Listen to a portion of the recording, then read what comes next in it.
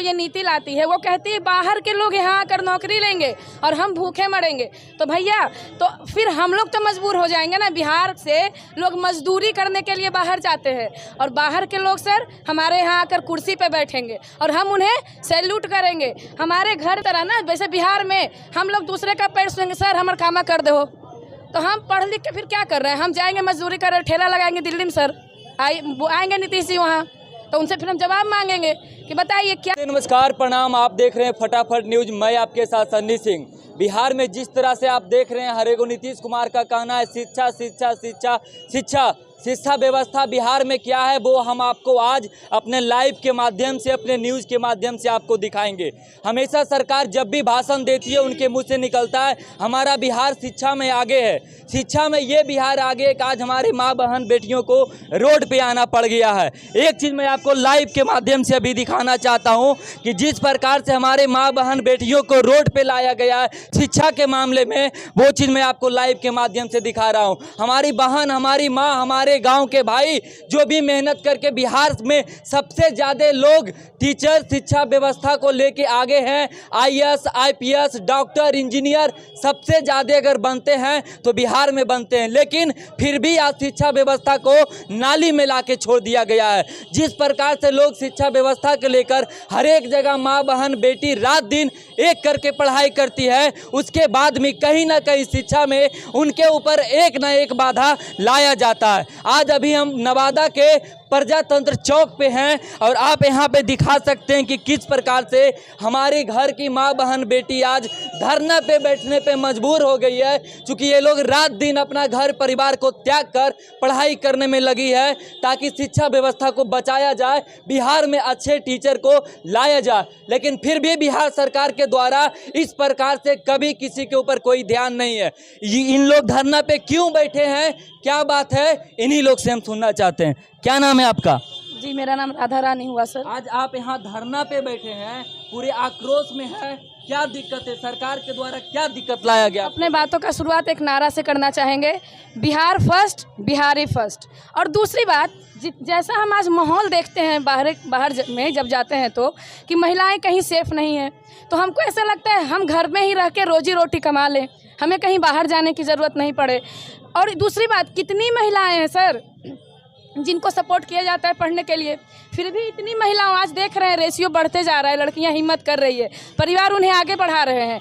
क्यों? सिर्फ इसलिए ना क्योंकि शिक्षा का स्तर कुछ आगे बढ़ सके, अपने वो खुद स्वावलंबी हो सके। और सरकार जो ये नीति लाती है, दिक्कत आया सरकार से आपको? जी कहाँ दिक्कत? सरकार जो ये धरना पे आना पड़ा, सरकार जो ये नीति लाती है वो कहती है बाहर के लोग यहाँ आकर नौकरी लेंगे और हम भूखे मरेंगे।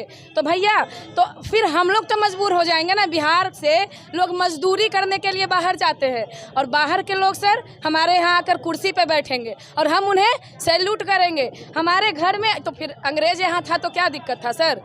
अंग्रेज यहाँ था तो कोई दिक्कत नहीं था।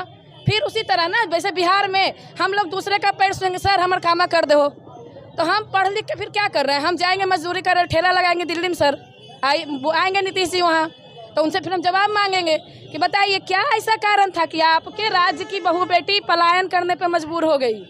आप ये जो डोमिसाइल नीति लाए हैं, जब हम बाहर जाते हैं हमको कहा जाता है बिहारिया आइले है, हमको गंदे शब्दों से बोला जाता है, बिहारी को हीन माना जाता है। तो भैया हमको बिहारे में रहने दो, हम लोग क्यों बाहर जाएंगे? नहीं बाहर जाना है हमको, हम अपने घर में रह के रोजी रोटी कमाएं।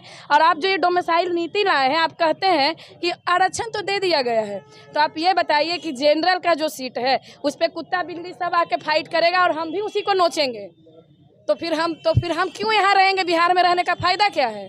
लेकिन मेरा, और दूसरी बात, शिक्षा मंत्री बोले हैं सर कि बिहार में इंग्लिश के शिक्षक नहीं है, गणित के शिक्षक नहीं है, विज्ञान के शिक्षक नहीं है। ये कितनी शर्मिंदगी की बात है। शिक्षा मंत्री को शर्म आना चाहिए कि आप जिस राज्य के शिक्षा मंत्री हैं वहाँ शिक्षक नहीं है, तो आपकी कमी है ना। आप अच्छे शिक्षकों को लाइए, आप गुणवत्तापूर्ण शिक्षकों की बहाली करिए, आप उनको निचोड़िए नहीं कि लोग आज बीएड से डरने लगे हैं। क्या नाम है आपका? जी मेरा नाम राधा रानी हुआ सर। भैया आपका क्या कहना है, बताइए, 2 मिनट तो बताइए, क्या चीज़ के लिए धरना पे आप? जो डोमिसाइल नीति जो हटाया गया है उसको वापस लाने हेतु और शिक्षक अभ्यर्थियों पर जो परसों लाठीचार्ज किया गया उसके विरोध में हम लोग आज धरना में बैठे हुए हैं।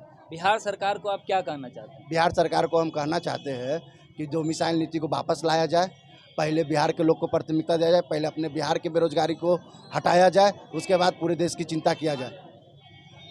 देख सकते थे अभी लाइव के माध्यम से कि किस प्रकार से लोगों में आक्रोश भरा हुआ है और लोगों का कहना है कि बिहार की जो बहू बेटियां हैं यहाँ से बाहर जाके कमाती है और मेहनत मजदूरी करके खाती है, और बिहार से बाहर के जो लोग हैं बिहार में आते हैं और हम लोग पढ़ लिख के उनका पैर पकड़ते हैं कि सर मेरा काम कर दीजिए।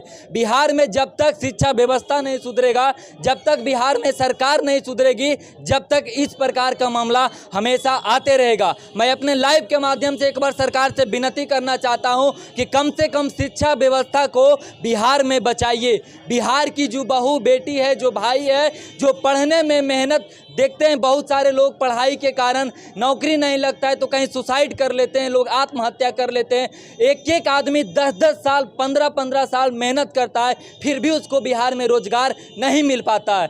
सबसे पहले इस लाइव के माध्यम में मैं सरकार से भी विनती करना चाहूँगा कि जल्द से जल्द इनका जो डोमिसाइल नीति जो हटाया गया है इसको जल्द से जल्द इसको क्लियर किया जाए, ताकि बिहार में शिक्षा बचे और लोग बिहार में रह के बिहार की शिक्षा को बचाए। फिर मैं आगे बात करता हूँ कैमरामैन भाई के साथ। मैं सन्नी कुमार, जय हिंद।